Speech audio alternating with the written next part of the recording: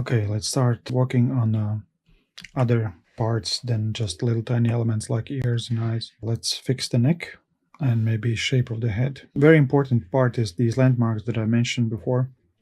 Temporal line and also the border between the roof of the head and the forehead. Those plane changes should be kind of set very exactly. So it's gonna help us to check if the head is correct or not. So talking about the temporal line, yeah, it's not so much angular as it was in before, and the carving before. So it's more like a curved and maybe less pronounced, but still is there. So there is a kind of space in between the muscle and the skull, and let's carve it in. And maybe we can already start to kind of the shape, the temporal muscle. So let's try to simulate it here. And of course, we're going to be sculpting hairs. So the most of the, the head, the backside and the top of the head will not be visible. So this muscle, temporalis muscle, will not be very much visible. But still, it's for the purpose of learning. I think it's important to sculpt, and of course it is good for it helps, like every little detail on the head helps us to basically sculpt the head in general. The most complex head sculpting is the cheek, if it's like a child's or female cheek, and the reason why it is complex because it's smooth and you cannot really see the features, you don't see the bones, you don't see much of the anatomy, so you have to rely on your feeling of the form, and this feeling of the form is actually different. This ability to see the nuances actually is something that you learn. Basically, this ability to see is not what you're born with. So as more you sculpt, as more you look at the all different kind of heads, or if we sculpt the body or different kind of bodies, as more you start see these nuances it's like when you look at the children's drawings. So there's like a stick man. So basically you have body, you have head, you have legs, and no matter how thick they are, and it's just you need to put like 5 fingers and you're basically done. But when you become more professional, you understand it's not only 5 fingers, but the shape of the fingers and length of the fingers is different. So you start to seeing more nuances. In these nuances, the ability to see the nuances develops as more you work with the material, as more you develop these ability to see the nuances. So your understanding about the human body starts becoming more complex, and before it becomes complex, you need some reference points, some landmarks, some all kinds of like maybe sometimes imaginary elements that actually there is this element, but in reality you cannot see it. So basically you're putting in before you even see it. And I'll tell you even more for the for the ones who enjoy the art. Also, this richness of the form is very important. It's like if you look at the Michelangelo's sculpting. So when you look at the Michelangelo sculptings, there's a lot of anatomy that basically you cannot see in a human body. You can sculpt that anatomy only if you know that anatomy. So basically, this knowledge of anatomy, which is unreal, basically gives the feeling of reality even more than actually you see in real sculpting. So this unless you learn about the anatomy and about like nuances, you need some strong shapes, like you need some lines, planes, bony landmarks, all kinds of things that you basically that they exist, but you are not able to see them yet. So it's going to be you need to spend years unless you start seeing them. But before you see them, you just know them, and then you sculpt them.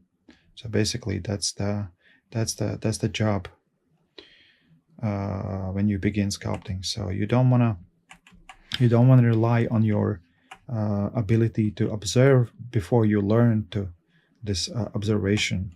So this ability to see actually grows with practice. So unless we don't have this ability, we have to rely on the knowledge. Okay, let's maybe already split the chin. As you can see, it's wide. It has two shapes, left and right. And let's turn off the lazy mouse and take the clay buildup and maybe just rough it out so it makes some kind of some shape, because the hardest is to start because you have nothing to correct. So you need to make some mistakes to be able to understand the form. So basically the making of mistakes are crucial in the portrait sculpting, because if you didn't sculpt anything, then you have nothing to correct. So and no matter how professional you are, you're always making mistakes.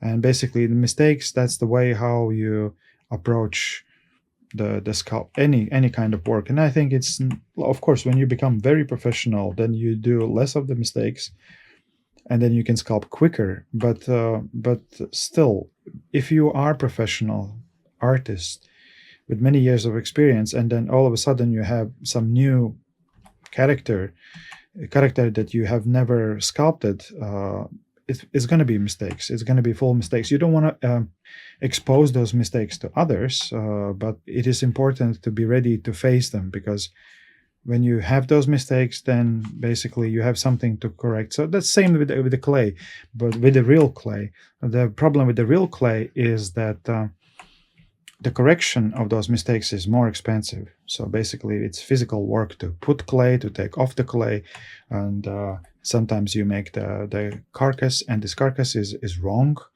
And then by correcting carcass, you spend, hours and hours, and also physical work. So digital sculpting in that sense is much cheaper. Cheaper, and I don't mean in terms of money, but I think it's cheaper in terms of time and effort. And also when you think about approaching and it's digital, it's less expensive in terms of also your psychology. Basically, correction of mistake is not that hard, and there's always option of Ctrl-Z, and in clay sculpting you don't have this option. So that's why sculpting is not the first choice of the artists. Usually artists, the most easy is just pencil drawing, then the next level is color drawing, then it's painting, let's say watercolor, and then they slowly go to the painting, and then the last stage of the art is sculpting, like real physical sculpting.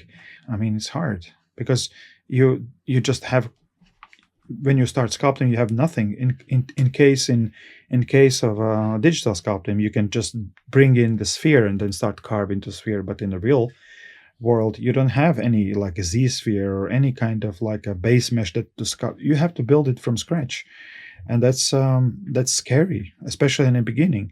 Later, when you get more skilled, then of course it's less scary, and then you know what you do, and it's kind of like easier. But in the beginning, is really, really hard. And same thing, and somehow there is a similarity to digital art, because you also need to make something wrong to be able to have something to correct. And then when you correct, then you understand, okay, I have, for instance, here and here, this shape here and this shape here. It seems like that there is not enough clay. We have to add some clay, because just physically, if this form is correct, then we don't have enough clay here, so we have to add some. Maybe this shape is too big, and that's why we don't have space here. So let's see. Let's measure. Okay, this much and this much. Now it seems pretty much the same. So, and turning around, rotating all the time, constantly scanning. So basically, you don't want to work on one spot for a long time, because then you create like a very beautiful sculpting, but it looks good only from that point where you sculpted.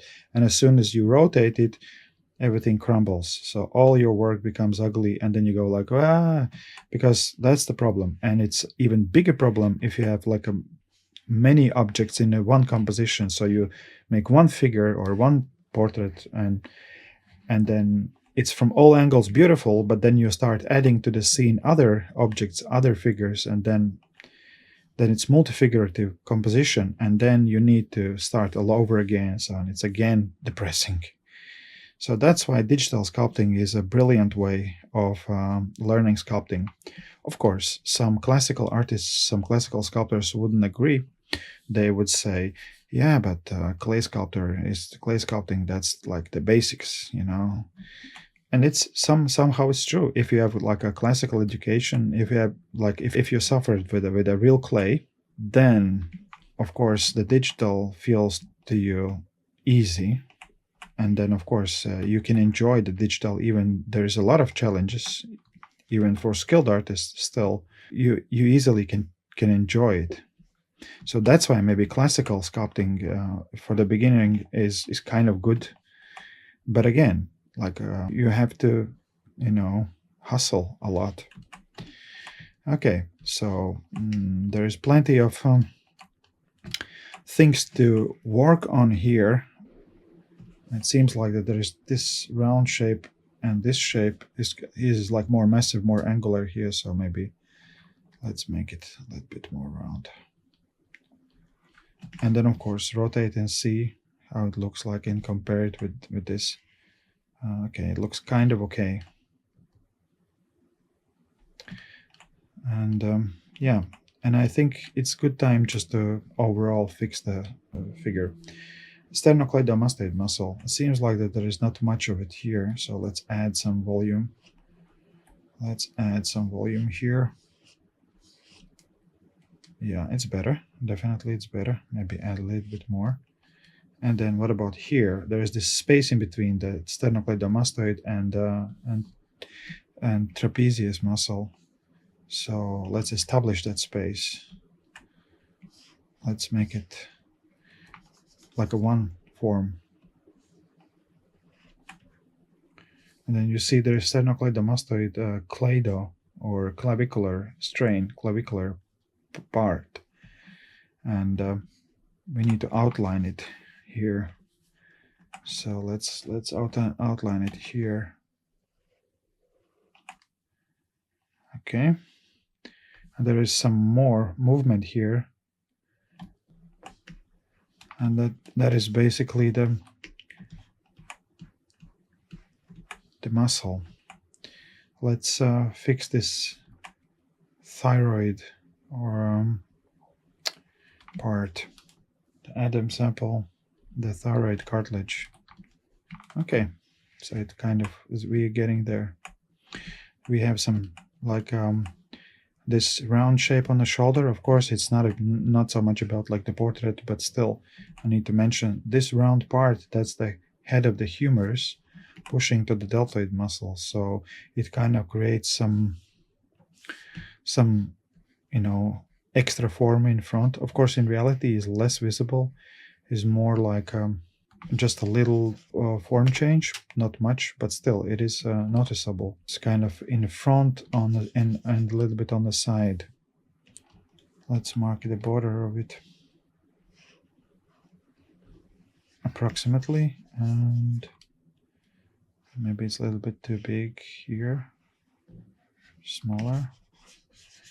So there's a space for the deltoid muscle here. So let's make this plane change. Smooth it out. And there is this pectoralis muscles divided in two parts. And there's the sternal part and then clavicular part. Or let's maybe separate this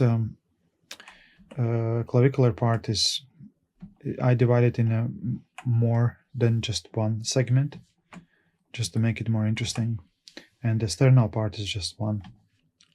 And as you can see here, the sternocleidomastoid becomes very thin because it has its, you know, one of the strains goes in front of the clavicle, and the rest of it is kind of less flat and more massive. But there's like few fibers inserting into the pit of the neck, which is the top part, the top sternum, chest bone. Okay.